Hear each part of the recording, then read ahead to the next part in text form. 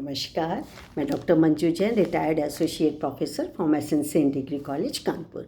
जी हाँ, मैं पिछले कई महीनों से प्रेरणादायक कहानी नामक शीर्षक के अंतर्गत रोचक मज़ेदार कहानियों के संग्रह में से एक वीडियोज़ आप तक रोज़ शेयर करती हूँ।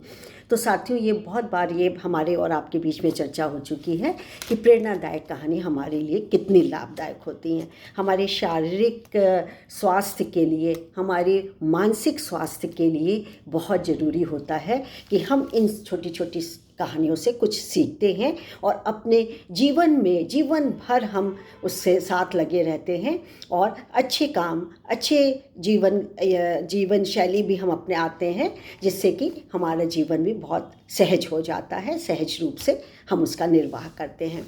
तो कहानी के संग्रह में से, अपनी कहानी के संग्रह से मैंने बहुत सारी कहानी बटोर के रखी हुई हैं। तो मैंने सोचा आज आपको एक कहानी सुनाती हूँ। उसका शीर्षक है, देखो गुस्सा ना करना। ठीक है। तो एक बार क्या है कि हवा और सूरज में बहस ही हो गई एक तरीके से कि दोनों में कौन ताकतवर है। ठीक है भाई। तो हवा तो बार बार बहस करने लगी कि नहीं, मैं ही ताकतवर हूँ, तुम देख लेना। सूरज बोला कि भाई चलो कुछ हम लोग प्रतियोगिता कर लेते हैं, तुम इतनी नाराज़ ना हो, चलो देख लेते हैं कौन है, लेकिन देख लेना मैं ही ताकतवर हूँ। हवा चिढ़ गई बहुत तेज़ी से, बोली अच्छा ठीक है, अब ये जो रास्ता है इसमें से जो भी पहला पथिक या जो जाएगा, मनुष्य जाएगा, उससे हम लोग प्रतियोगिता करते हैं कि देखिए कौन पहले मेरे प्रभाव से कौन कपड़े उतार देता है अपना। मतलब मैं इतनी तेज़ हवा का झोंका है कि वो कपड़े उतर जाएंगे।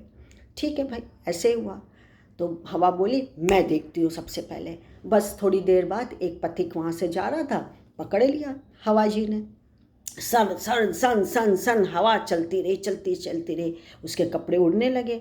तो उल्टे उसने कपड़े उतारने की बजाय उसने क्या किया, अपने पेट से कस के चिपका लिया कपड़ों को।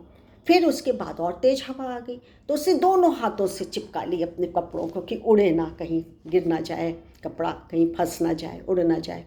उसके बाद बहुत गुस्सा आया उसको, हवा को। बोले ये क्या कर रहा है। तो उसने क्या किया, एकदम प्रचंड, जैसे बवंडर होता है ना, तूफान जिसको कहते हैं, स्टॉर्म, उसकी तरीके से एकदम नाराज होकर के इतनी तेज उसने हवा की कि उससे जो पथिक था, राही था, उसके बिल्कुल उड़ करके गले तक आ गई। अब उसने क्या किया कि कस के उसको करके अपने पेट में पहले तो उसको बांधा, गांठ सी बांधी, उसके ऊपर से पैंट चढ़ा ली, उसने पतलून चढ़ा ली, जिससे किसी हालत में उड़े नहीं। हवा बहुत नाराज हुई, उसे कहा कि लाओ आज मैं अपना सबसे ज़्यादा रौद्र रूप दिखाती हूँ। उसने भयंकर, जैसे उसको आंधी नहीं कहते, स्टॉर्म्स का भी जो आखिरी स्टेज होता है ना, काली वाली आंधी, वो बिल्कुल धुआं कस के उसने क्रोध में आकर के उसको चला दिया।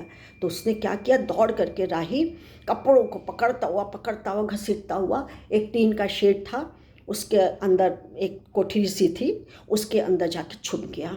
लेकिन बंदे ने कपड़े नहीं बदले, बिल्कुल नहीं। अब तो वो खिसी आ गई हवा, अब तो कुछ कह भी नहीं सकती थी। अब इतने में ही बोली कि अच्छा चलो हम तुम्हारा भी देख लेते हैं, अभी तुम बड़े आसमान में उड़ रहे हो, हम भी सूरज तुम्हारा देख लेते हैं। अब क्या है कि हवा का झोंका तो रुक गया, अब आई सूरज की बारी। सूरज चमका।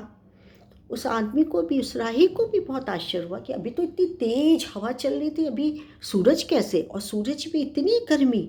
वो इधर उधर पसीना पोंछने लगा, फिर कमीज को निकाला, पेट पोंछा, गर्दन पोंछा, हर सूरज बिल्कुल शांत, ना उसने तेजी की, ना उसने अपने जो कि रोशनी तेज की, और ना ही अपनी गर्मी तेज थी। जैसा था वैसे ही उसने उस आदमी पर प्रकाश डाला, या अपनी तपन, या जो कि है गर्मी थी। अलग से उसने कोई भी प्रयास नहीं किया सूरज ने कि बहुत तेज क्रोधित होकर के उसने तेज गर्म कर दी हो, गर्मी कर दी हो, नहीं। बहुत शांत क्लांत, असल में कोई गुस्सा नहीं, कोई ताकत नहीं, कुछ भी नहीं। तो देखा कि वो गर्मी से बिल्कुल परेशान हो गया।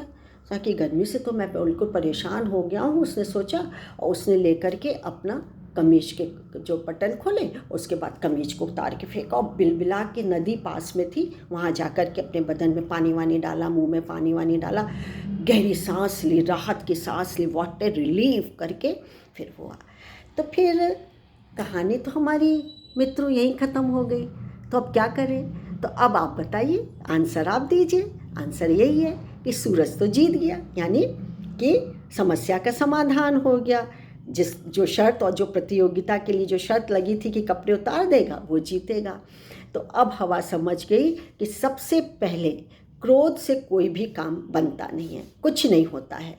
बस शांत भाव से रह करके, शांत रह करके अपना काम करना चाहिए। जो काम शांत स्वभाव से रह करके हो सकता है वो कभी भी क्रोध से नहीं होता। यानी वही काम क्रोधी व्यक्ति के लिए कर पाना बहुत मुश्किल होता है। वो अपना भी नुकसान करता है, दूसरे का भी करता है। तो साथियों, संदेश मेरा कहानी के माध्यम से यही पहुंचाना है कि क्रोध है, गुस्सा है, या क्रोध गुस्सा एक ही चीज़ है, यानी कि आवेग विवेक में आकर के आप धैर्य कभी ना खोएं, कभी भी नहीं। आप समय दीजिए, राहत की सांस लीजिए, जैसा चल रहा है वैसा ही रहने दीजिए। और गुस्सा से स्वयं की हानि होती है और दूसरों की भी हानि होती है। तो चलिए, एक कोटेशन मैंने निकाल के रखा है, वो भी सुना देती हूँ। इच्छा पूरी नहीं होती है तो क्रोध बढ़ता है। ठीक है ना, हमारी कोई इच्छा नहीं होती है पूरी कि आज हमको ये नहीं मिला, वो नहीं मिला, थोड़ा हम विचलित हो जाते हैं, रेस्टलेस से हो जाते हैं। तो क्या है, और नहीं पूरी होती, कई दिन नहीं पूरी होती, हम क्रोध करने लगते हैं, है ना। तो इच्छा पूरी नहीं होती तो क्रोध बढ़ता है, और इच्छा पूरी होती है तो लोभ बढ़ता है। इसलिए जीवन की हर स्थिति में धैर्य बनाए रखना ही श्रेष्ठता है। समय और धैर्य, दो चीज़ बहुत ताकतवर होती हैं, सब जंग जीत लेती हैं। तो दोस्तों, आज मैं यहीं समाप्त करती हूँ अपनी कहानी। कल फिर उपस्थित होंगी, तब तक के लिए मुझे आज्ञा दीजिए। नमस्कार, थैंक यू।